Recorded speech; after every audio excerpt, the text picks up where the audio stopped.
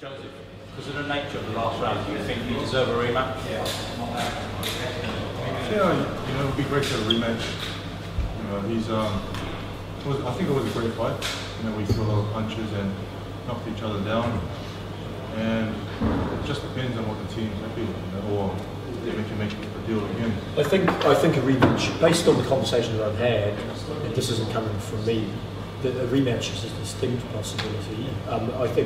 I haven't heard a single fan not say it was a great boxing contest, went one way then the other, and Joe Lee got there at the end. So we were going in saying it could be fight of the year. People are certainly saying it's one of the better heavyweight fights of recent times. So I think if we did decide to call for a rematch, we wouldn't be mocked or laughed at. People would say, yeah, that's legit. You take into account that headbutt, tilting the score into a draw, and then the fact if we had another minute we might have won, we wouldn't, and there's no disrespect to Dillian Whyte. I think we could legitimately call for one if we wanted one, and there'd been a few conversations, so you never know. And I don't think anyone would complain if, White Parker 2 was announced. No.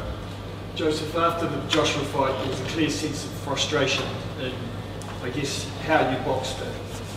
How would you describe your mindset right now about the fight you just had? What's going through your head about that fight? Listen, I'm happy. I lost to the better man of the day. But I'm excited. I'm still young. There's still a lot of work to be done. I gotta hit the gym again. Keep training hard to get some abs, get more power, and to practice listening better to the instruction given in the corner. I'll speak for everyone that you are very, very popular and you got the reaction you deserved at the end of the fight. So firstly, does that make you more interested to maybe stay in England as a place for future fights? Also, you had traffic issues before. Did that, I'm not saying it's an excuse, but obviously no one likes traffic. Did that, was some frustration boiling over in the car? It's funny you mentioned it. In 2 hours. We nearly got up and said we want to walk to the stadium. No, that's not no excuses. It's all, things happen. And it's for us, it's fantastic that we have good support here. And we mentioned many times, we're very welcome. A lot of people show us love and support. We're walking around and the hotel we're staying in. So whatever makes sense, fight-wise and business-wise, I think we'll love to fight here again. Yeah, you go on gut feeling is we probably would do back here, I think. But you never know, it is boxing. Has anyone else got a question they're desperate to ask? Yeah, with 2 back-to-back losses, is your partnership with KB something you're considering, Joseph? Our partnership is very strong, and this fight I've taken on the chin. There's so much, you can teach you all this, and it's hard for me to execute the plan, And like I said before, if I executed the plan, it'd be different. But it's very hard when you have a great, challenge in front of you. So our partnership is strong. I'm sticking to the team that I have. We've had a big fight with Joshua. We had another big fight with Dillian Whyte. So we're just planning and looking forward to the future. What about you, KB? Well, I'm a little insulted that you even asked that question. I can't get in the ring and throw the punches for Joe.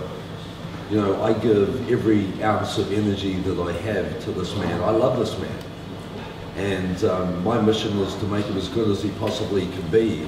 And I'm totally dedicated and devoted to Joe. We don't just train together in the gym for 1 hour every day.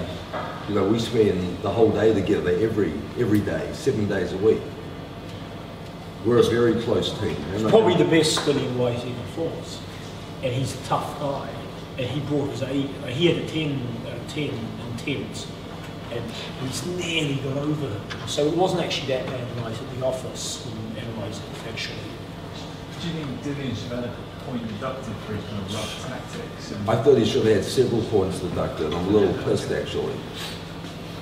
And I talked to Ian about it before the fight. And I said, look, we're not after any favours. We've had a rough time with officials, but let's make it a fair fight. And I said, we know this guy's going to punch after the bell. We know he's going to hit Joe in the back of the head. What are you going to do about it? He said, he hits him in the back of the head. I'll caution him and take points off him. I said, really? Did I say that?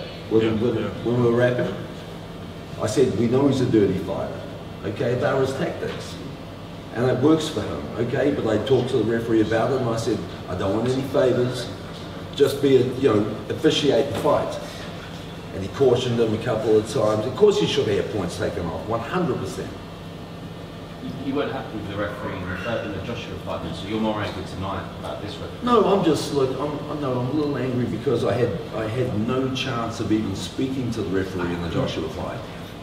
The only question I asked of him, he threw his arms in the air. No, don't understand. The one where the headbutt, the headbutt was probably a genuine mistake. So with the Joshua fight, I think the referee actually tried to hinder our side and actually consciously favoured Joshua. That's my opinion.